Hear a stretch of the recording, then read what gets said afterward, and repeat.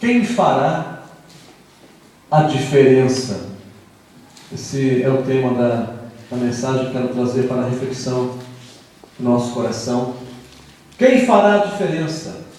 Atos capítulo 9, versículos 36 em diante. Diz assim o texto: E havia em Jope uma discípula chamada Tabita, que traduzido se diz Dorcas. Esta estava cheia de boas obras e esmolas que fazia. Agora no versículo 37, Atos capítulo 9, ok? Verso 37 agora. E aconteceu naqueles dias que, enfermando ela, morreu. E tendo-a lavado, a depositaram no quarto alto. E como Lida era perto de Jope, ouvindo os discípulos que Pedro estava ali, lhe mandaram 2 varões, rogando-lhe que não se demorasse em vir ter com eles. E levantando-se Pedro foi com eles. Quando chegou, o levaram ao quarto alto, e todas as viúvas o rodearam, chorando e mostrando as túnicas e vestes que Dorcas fizera quando estava com elas. Mas Pedro, fazendo-a sair a todas, pôs-se de joelhos e orou, e voltando-se para o corpo, disse: Tabita, levanta-te. E ela abriu os olhos, e vendo a Pedro, assentou-se. E ele, dando-lhe a mão, a levantou, e chamando os santos e as viúvas, apresentou-lhe viva. E foi isto notório por toda a Jope, e muitos creram no Senhor, e ficou muitos dias em Jope, com um certo Simão, curtidor. Amém, irmãos? Eu sei que alguns já conhecem essa passagem. Ela é uma passagem bem interessante, muito inspiradora, né? Na verdade, inspira bastante essa passagem. Dorcas é a mesma pessoa, Tabita e Dorcas. Dorcas em grego e Tabita em aramaico, né? Então, é a mesma pessoa. E significa, esse nome significa gazela, né? Gazela. Gazela, por quê? Porque gazela se move, a gazela, além do charme que ela tem, é mais pela perspicácia dela. A gazela está sempre ali, olhando para um lado, olhando para o outro, movendo-se, né? E essa nossa irmã, ela tinha esse espírito, né? De mover-se, de perspicácia, de compreender as coisas, de olhar para um lado, olhar para o outro, de repente perguntando para si mesmo: o que eu posso fazer? Qual é o meu papel? Qual é a minha parte na comunidade? E por isso que o tema hoje é esse: quem fará a diferença? Porque a Tabita, ou a Dorcas, ela fez a diferença onde ela vivia, em Jope.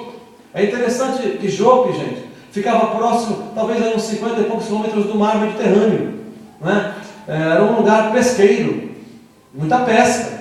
Então alguns homens saíam de casa e iam pescar, e às vezes enfrentavam lá no mar Mediterrâneo os ventos fortes, e muitos deles acabavam por morrer e não voltavam mais para suas casas. Deixavam lá suas esposas viúvas, deixavam seus filhos.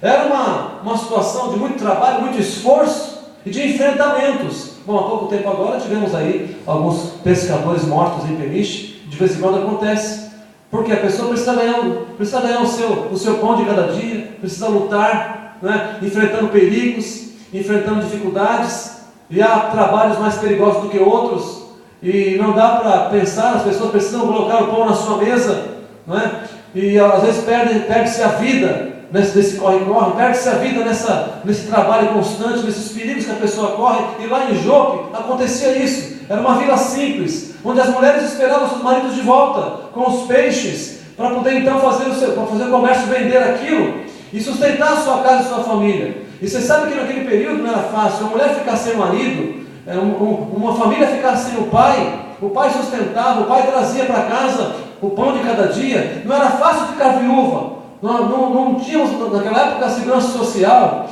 não havia ali um seguro de vida. As pessoas elas estavam fadadas a viver quase que na miséria muitas vezes. quando se perdia a base da família, aquelas pessoas que sustentavam a casa. E interessante, irmãos, que aquelas mulheres, muitas delas perderam seus maridos naquela comunidade. Jope era uma comunidade de gente que sofria. Sofria por quê? Porque enfrentavam situações financeiras difíceis, enfrentavam a saudade, enfrentavam a falta do marido em casa. E gente, há pessoas que vão vendo estas coisas e vão vivendo nessas realidades e não se perguntam a si mesmas: Deus, qual é o meu papel na comunidade? O que eu posso fazer para trazer um pouco de conforto para a comunidade? O que eu posso fazer para trazer um pouco de carinho? Qual é a minha parte, Senhor? As pessoas vão vendo os outros com dificuldade, muitas vezes, e vão passando pela vida, vamos dizer assim, vão sobrevivendo. Eu dizia para um irmãozinho nosso aqui na igreja essa semana, que nós não podemos levar a vida assim, sobrevivendo. Nós temos que descobrir qual é o nosso propósito, o que Deus quer da nossa vida, em que área Deus quer nos usar, em que área Deus quer nos fazer a diferença. Eu tenho certeza, irmãos, que cada um de vocês que está aqui nesta manhã, podem fazer alguma coisa. Aleluia. Há um dom na sua vida.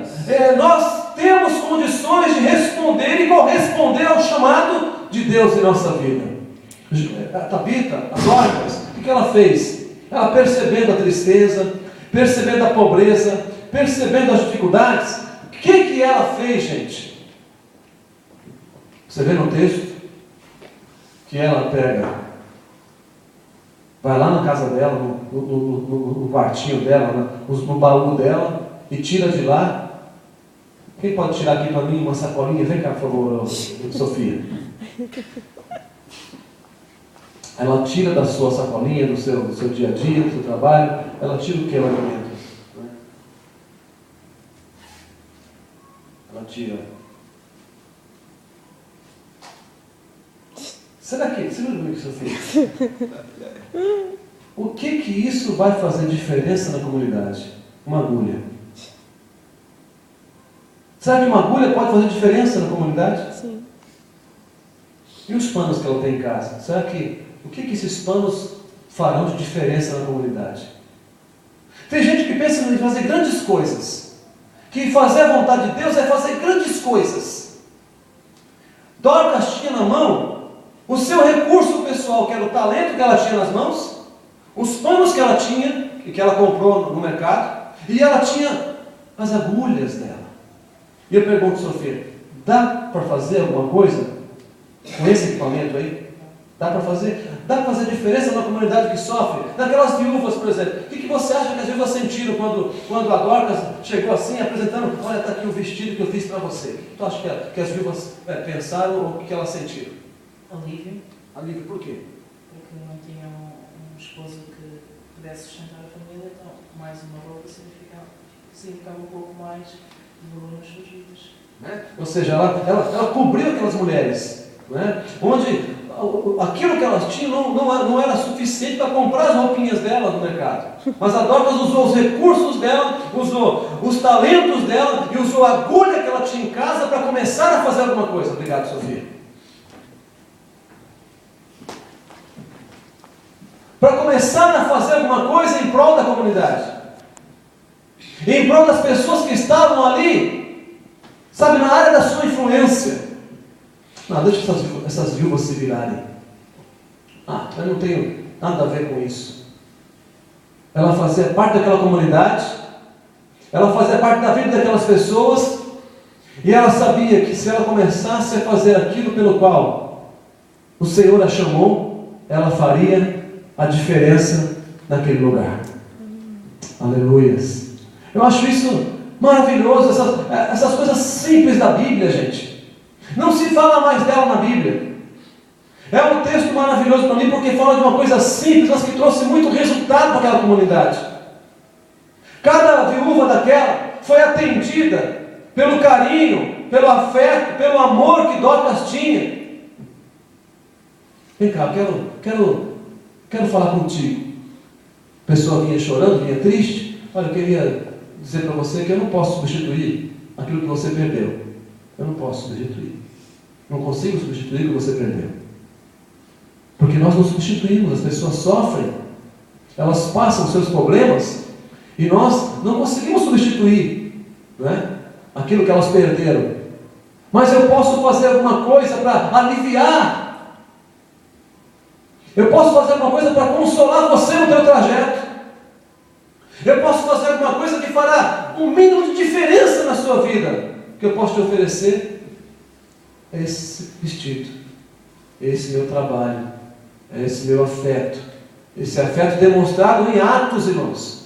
Afeto demonstrado em prática. É interessante que o texto diz que as mulheres choravam porque esta mulher morreu. A Dorcas veio ao falecimento. Não se sabe que doença que ela adquiriu, mas ela morreu. Então você imagine só, elas já haviam perdido os maridos e agora perdem esta pessoa tão amiga, tão próxima, tão querida. E elas começam a chorar. E mandam chamar Pedro. Pedro, olha, tem umas senhoras ali em Jope que estão chorando muito lá e querem que o senhor vá lá. Que o senhor vá lá porque elas estão chorando demais, elas perderam uma pessoa muito querida. E olha, nos pediram para vir aqui buscar você, Pedro. Foram 2 lá buscar Pedro.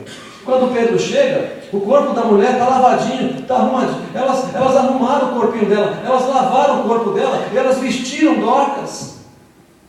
Enquanto Dorcas vestiu elas em vida, durante a sua vida, elas agora tiveram a oportunidade de vestir Dorcas na sua morte. E elas colocaram Dorcas lá no quarto, lá em cima.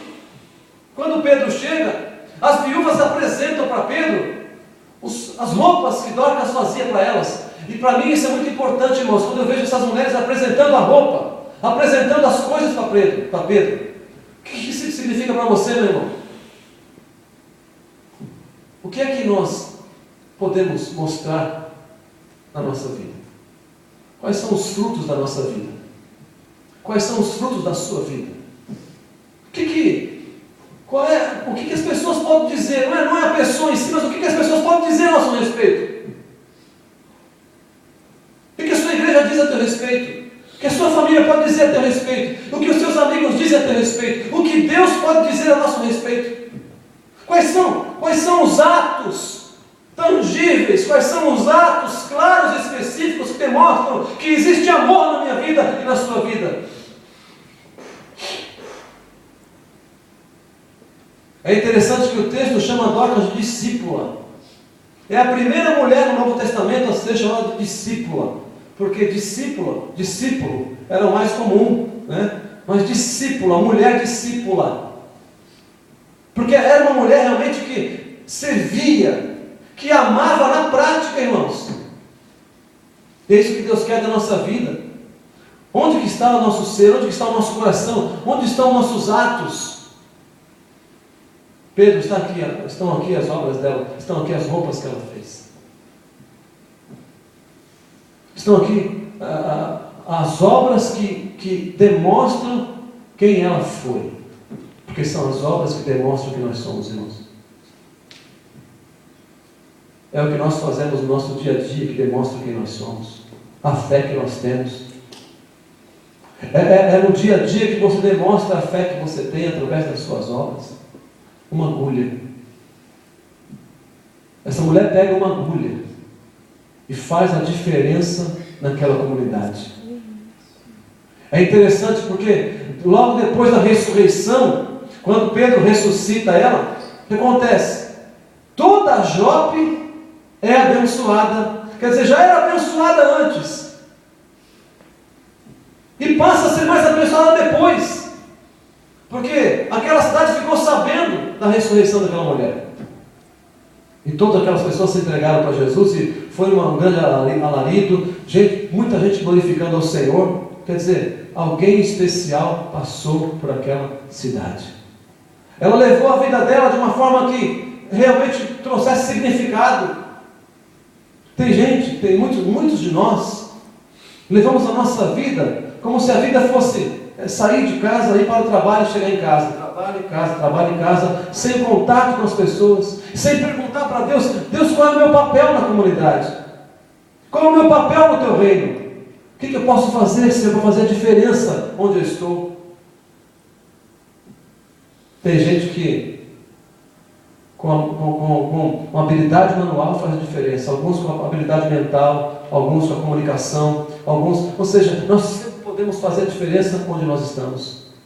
Agora, o que nós não podemos, irmãos, é permitir que a vida passe diante de nós e sempre esperando pelos outros, que é um dos ensinamentos que eu percebo aqui nesse texto. Dorcas, ela fez a parte dela sem esperar pelos outros. Eu vou esperar que o governo faça isso, eu vou esperar que as coisas melhorem, que entre o primeiro-ministro melhor, que a equipe do governo seja melhor. Quando as coisas ficarem melhor, eu vou ajudar, eu vou me posicionar. Naquele período, os impostos eram altos.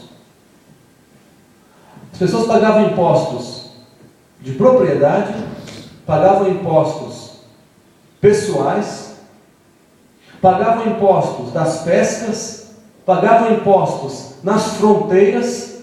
O governo romano era um governo opressor para os pobres. Os pobres, quando não tinham dinheiro, pagavam impostos com galinhas, com animais. Os impostos eram altos. As pessoas que não tinham casa gastavam mais de 50% do que ganhavam pagando aluguéis naquele período. Então, não era um período fácil. Dorcas não vivia um período fácil na sua vida. Ela não ganhava bem. Mas o que ela fez foi pegar aquilo que estava ao alcance dela. Se eu tenho uns paninhos aqui, então eu vou fazer desses panos cobertura para minhas irmãs. Essa é a mentalidade, irmãos. Então ela não ficou reclamando do governo. Não, quando o Império Romano for destruído, quando o nosso povo for um povo mais abastado, então eu vou passar a ajudar essas viúvas. Dorcas não teve esse tipo de pensamento. Dorcas simplesmente resolveu fazer alguma coisa que estava ao alcance dela. E com aquilo que estava ao alcance dela, ela fez a diferença naquela comunidade inteira. Se fosse bolo, se ela fosse uma boleira, se ela fosse, seja lá o que for, uma professora, gente, nós podemos ser diferença na área que Deus nos colocar. Agora, muitos de nós não perguntamos para o Senhor: Deus, por que eu estou vivo? Por que eu estou aqui? Por que eu estou passando por esse mundo? O que é que eu posso fazer que vai significar que eu vou glorificar o Teu nome? Porque, olha, mais uma coisa que eu aprendo nesse texto: Dorcas glorificou a Deus fazendo aquilo que competia a ela. E assim é a nossa vida. Nós glorificamos a Deus não fazendo aquilo que os outros nos dizem para fazer, ou que os outros pensam que nós temos que fazer. Glorificamos a Deus fazendo aquilo que está ao nosso alcance e sendo aquilo que nós somos diante de Deus. Fazendo a diferença naquilo que nós somos. Lá em São Vicente, engraçado, tem um amigo nosso, que é o Eliseu. Ele descobriu um modo de fazer a diferença lá na nossa comunidade, lá em São Vicente, né? O Eliseu, ele era vigilante, trabalhava de vigia, né, em empresas, e ele queria fazer alguma coisa na igreja, ele queria ajudar na igreja de alguma forma, só que não sabia onde, porque cantar ele não cantava bem, pregar ele não prega bem. Então, porque tem gente que pensa assim, que fazer coisa na igreja é só pregar e cantar, não é? E tem tantas outras coisas que nós podemos fazer no reino de Deus. E o Eliseu ficou pensando: poxa, cantar eu não canto bem, pregar não tem muito chamado para pregação, não é? Então, começou a pensar, orar. Aí ele inventou um personagem, o Senhor Ratão. Ele arrumou uma orelha grande, um orelhão, né, assim, de borracha. Ele arrumou um óculos lá esquisito, uns dentões grandes assim, e ele inventou um personagem. Aí foi lá, agora o nome do personagem, Senhor Ratão. Aí ele pensou: sabe o que eu vou fazer? Eu vou começar a ajudar a igreja na evangelização de crianças, e você, o Senhor Ratão. Então eles chegavam no trabalho na igreja, né? Chegavam na igreja lá, olha, nas evangelizações, tal, ele estava lá. Quando era fazer um trabalho com crianças, tal, ele estava lá. Olha, vamos chamar agora o Senhor Ratão. Aí ele chegava lá, tal, todo caracterizado, sou o Senhor Ratão. As crianças aplaudiam, riam, ele evangelizava, falava histórias bíblicas para elas, Um personagem sem um ratão. Então você olha para Eliseu sem aquela... Ele já é engraçado por natureza, né? Porque ele inventou esse personagem. É um modo que ele teve de ajudar a igreja. E é engraçado, ajudou mesmo. Às vezes alguém estava triste lá na sala dele, aí ele ia lá no quarto e voltava já com o personagem. Seu ratão chegou. Ele descobriu o humor. O humor, ele achou que era um talento que Deus deu para ele para ajudar na igreja. Então veja aqui, a gente precisa perguntar para Deus, o que eu posso fazer, Senhor? A Dorcas era uma agulha, o Eliseu era o Senhor ratão, e você, irmãos, é o quê? Eu não estou dizendo que os irmãos aqui tem agora ser Senhor ratão. Eu não estou vendo muito o Antônio com o orelhão aqui, então assim, vir aqui na frente e fazer o personagem do ratão. Mas o que nós podemos fazer? O que significa ajudar a nossa comunidade? O que significa ajudar a igreja a crescer? Qual é a tua parte? Qual é a minha parte no reino, irmãos?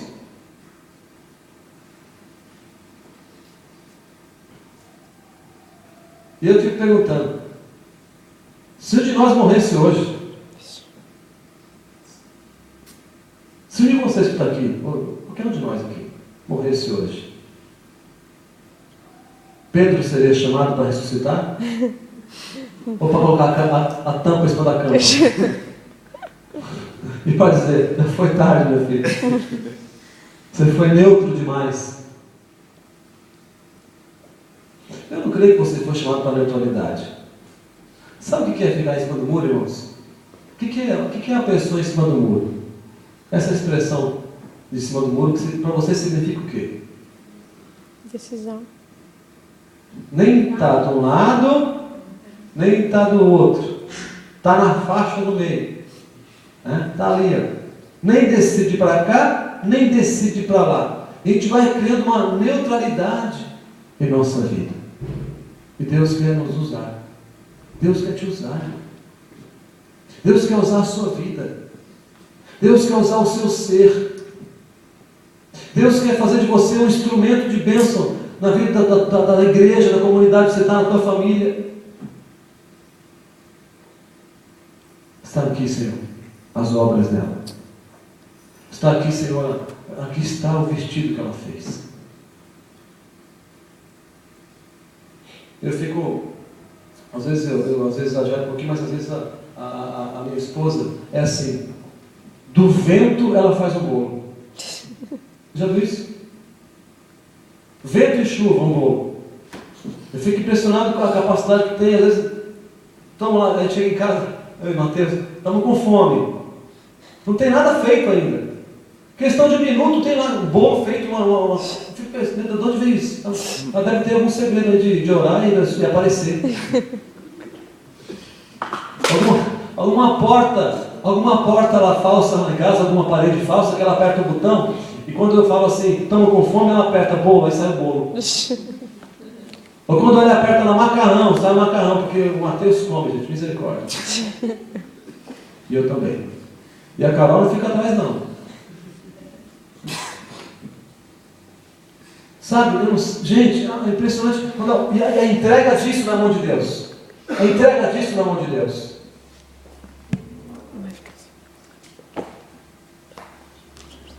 O que os irmãos podem entregar para Deus hoje? O que você pode entregar para Deus hoje? Tem gente aqui na igreja, tem um abençoado aqui, que está cuidando de um idoso aí. Tem, acho que umas duas irmãs aqui na igreja estão cuidando de idosos. De 2 idosos aí. Não vou falar o nome, mas as pessoas sabem a quem eu estou me referindo. A pessoa começa a encontrar um significado diferente para a vida. Uma compreensão diferente das coisas.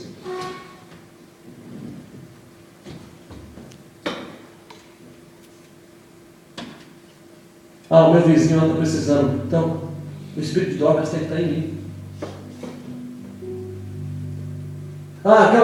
Surgiu uma necessidade e não vamos esperar do Japão vir, não. Vamos esperar o ministério, não, vamos fazer a gente.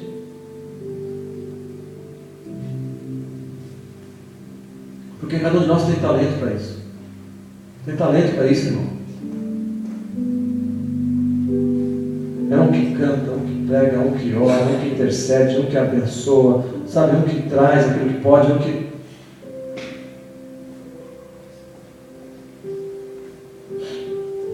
Na sua escola, lá, com as pessoas que você convive, quanta gente está morrendo lá com cancro, daqui a pouco está adquirindo cancro no pulmão, e você é filho de Deus, você diz que crê em Jesus. Dizemos muitas vezes, eu creio em Jesus, mas o nosso pulmão está ficando igual do outro que não crê. Eu creio em Jesus, mas o teu coração está ficando igual do outro que não crê.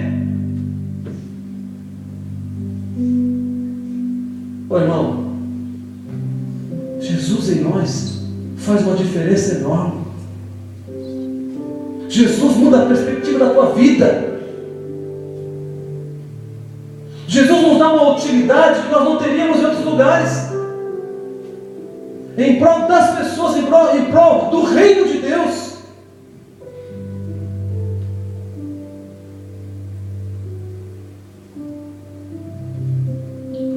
Pergunte para Deus, sabe, você precisa fazer isso um alvo na sua vida. Senhor, quais são os teus planos para a minha vida? Quais são os teus planos para mim? O que é que eu devo fazer na minha existência, Senhor? Qual é o meu chamado? Eu tenho tendência para o quê? Onde é que eu vou ser realmente? Onde é que eu vou glorificar o teu nome completamente, Deus? Fazendo o quê exatamente?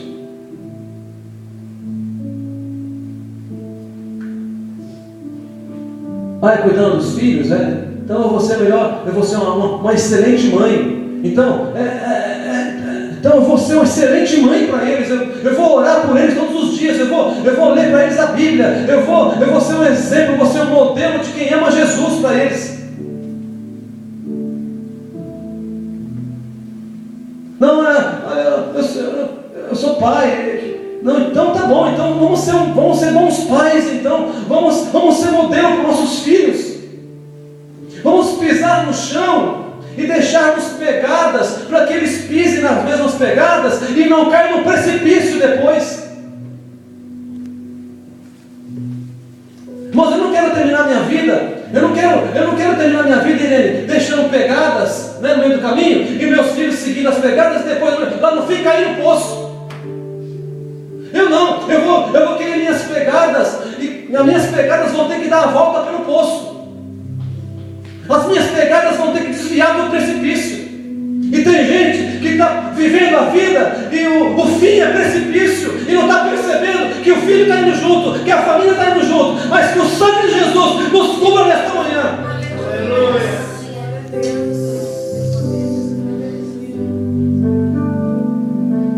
Não, eu vou fazer porque ele não vai nem perceber. Eu vou esconder porque ele não vai nem perceber. É mentira nossa, irmãos. Tudo que é oculto se revela.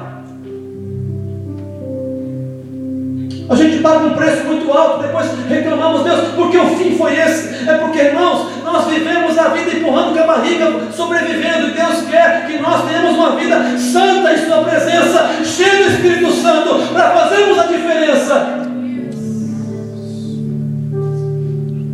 Deus não quer super crentes, super habilidosos. Não, na habilidade simples é uma agulha na mão de Deus.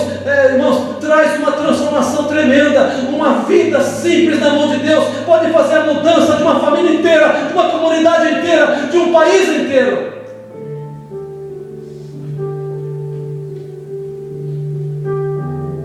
Agora, eu não estou dizendo que nós temos que ser perfeitos com nossos filhos, eles percebem as nossas imperfeições, eles sabem, eles conhecem a gente, mas que eles vejam em nós o desejo de acertar pelo menos.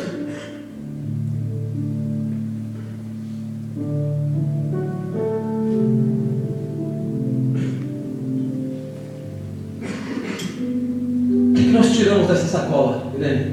Irmão Sérgio, gente, o que nós tiramos dessa sacola? O que é que você está apresentando da sacola que você está carregando na sua vida?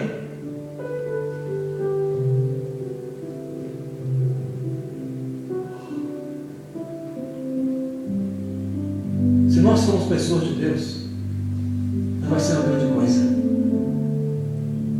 Se você for uma pessoa de Deus, não vai ser grande coisa. Se Se você pegar o teu neto no colo, e quando ele estiver no seu colo, você colocar a mão sobre ele, e começar a dizer: Deus, toma o futuro desta criança nas tuas mãos.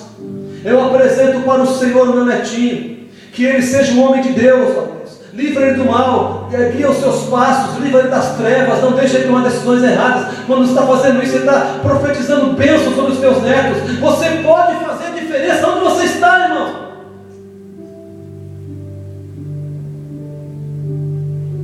Seu pai, para sua mãe. Agora, nenhuma vida é vivida sozinha, nenhuma vida é vivida sem influenciar outra. Não adianta nós pensarmos que não estamos influenciando. Nós estamos a cada segundo influenciando alguém, irmãos. Nós não podemos nos enganar. As pessoas, não, olha, pode ser quem for, é uma pessoa da esquina, alguém está sendo influenciado pela nossa vida. Dorcas influenciava aquelas viúvas. Era uma vida de influência positiva. E ela influenciou toda uma cidade, porque ela fez deliberadamente o esforço para influenciar. Tem coisa, eu te dizer uma coisa forte agora. Existem coisas que você tem que forçar na sua vida. Forçar o teu corpo, forçar a tua mente. Tem coisas que tem que forçar, irmão. Você pensa: pastor, isso não está em mim, essa força não está em mim. Força isso, vá perante Deus, diga: Deus, eu quero, Senhor, eu quero, porque eu quero ser uma boa influência onde eu estiver, Senhor. Então o Espírito Santo vem sobre a nossa vida quando nós tomamos uma decisão deliberada de sermos diferentes. Não, Deus, eu quero mudar minhas palavras, eu quero mudar o modo que eu falo, porque o que eu falo está destruindo, mas a partir de hoje, Deus, eu vou influenciar para o bem, eu quero ter o Espírito Santo na minha boca, na minha língua, eu quero abençoar as pessoas. Aí você começa a forçar, você começa a entrar nos planos de Deus, você começa a entrar pela porta estreita.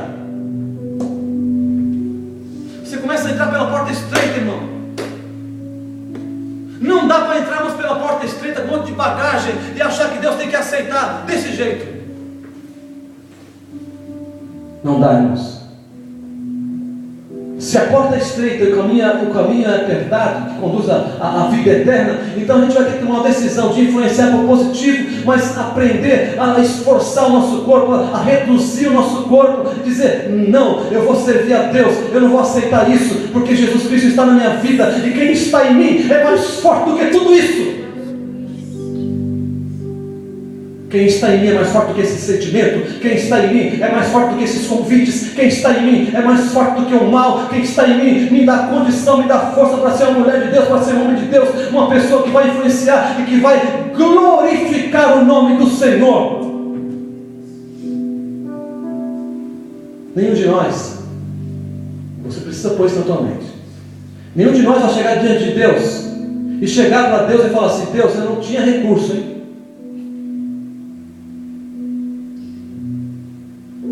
Olha, Deus, eu estou aqui na tua presença porque a Bíblia fala que todos nós prestaremos contas da nossa vida perante Deus, e nós iremos para o tribunal de Cristo, e você pode estar perto de lá, e cada dia da nossa vida significa um pouco mais perto do tribunal de Cristo.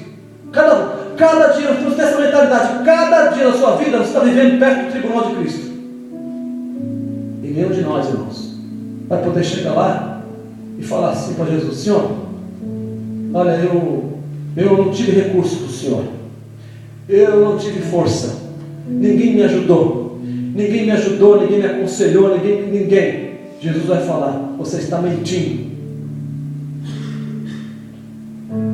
Assuma que você está mentindo, porque eu sempre estive lá.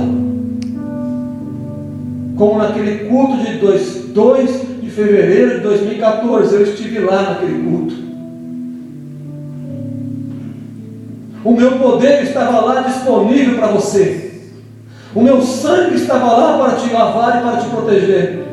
A minha graça estava lá, a palavra estava lá, a igreja estava lá, a porta estava aberta.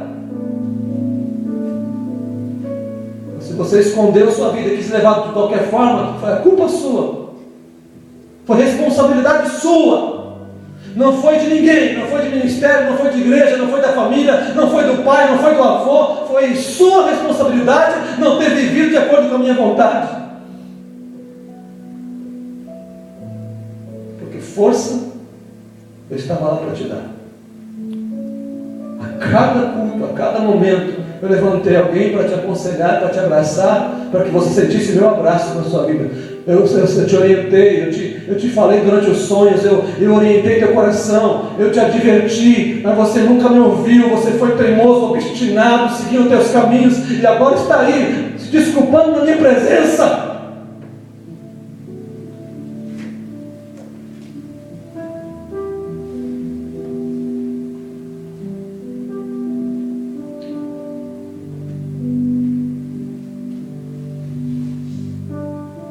Não fique perguntando porque eu sou assim, porque é o passado, é aquilo outro.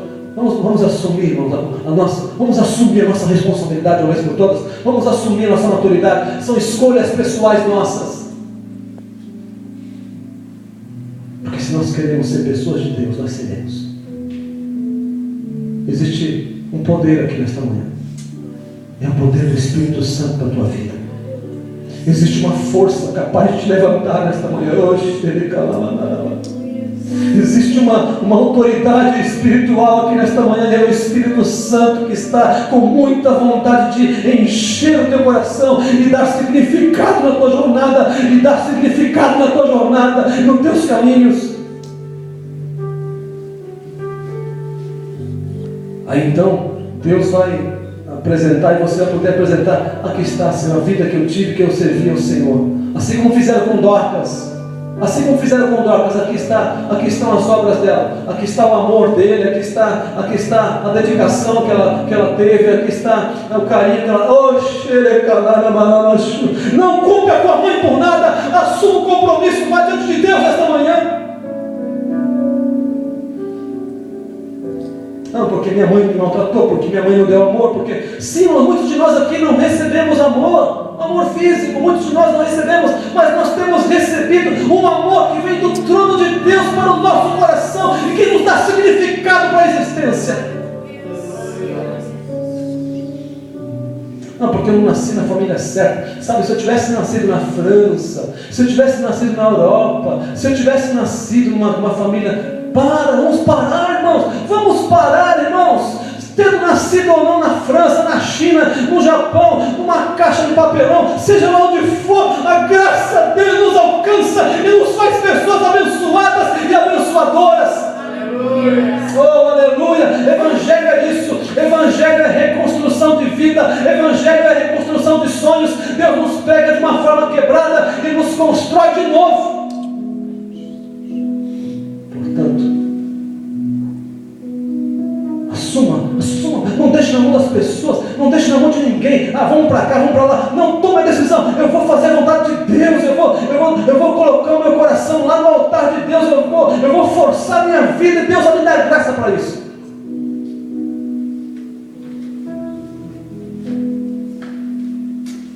Ainda que meus pés teimem, ainda que meus sentimentos teimem para lá, em sentido contrário, a vontade de Deus é para cá, e para cá é a vontade do diabo, é a vontade do mundo e dos amigos errados. Mas o que eu faço? Eu forço o meu coração para ir para cá. Porque as minhas sensações, os erros na sua vida, as tuas fraquezas te dão um passo para cá. Parece que teus pés já vão para cá. É uma tendência nossa ir para cá, desobedecer e sermos obstinados. Mas Deus nos dá força para ir ao contrário.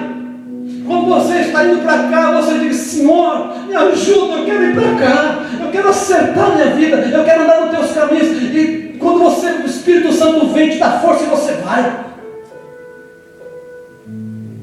Mas tem que forçar, tem que decidir, tem que querer, não tem que querer, irmãos.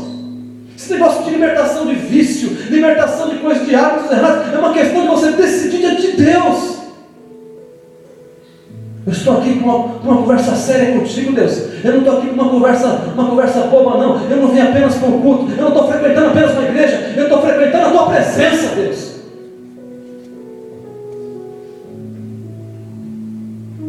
Quando as coisas são levadas dessa forma, Tem que levar a peito, irmãos. Evangelho, cristianismo tem que ser levado no peito. Sabe o que é isso, essa expressão? Levar no peito é com desejo, é com vontade, é com garra espiritual. Eu quero, Deus, tu sabes que eu quero e me ajuda. Então, o teu ser começa a se ajustar. Aí então, Deus passa a inclinar o teu coração para obedecer a tua palavra, por uma decisão que você fez aqui. Ele inclina, irmãos, porque se Deus não inclinasse, nós não conseguiríamos. Se Deus não inclinar o nosso coração, nós não conseguimos fazer a sua vontade. Mas nesta manhã, o Espírito Santo está aqui para nos inclinar para cá, sabe? Inclinar para o lado de cá, para a vontade do Pai, para agradar o Pai, para viver uma vida correta. Quero orar por você, em nome de Jesus. Quero orar por você. Eu quero fazer um apelo aqui no Espírito.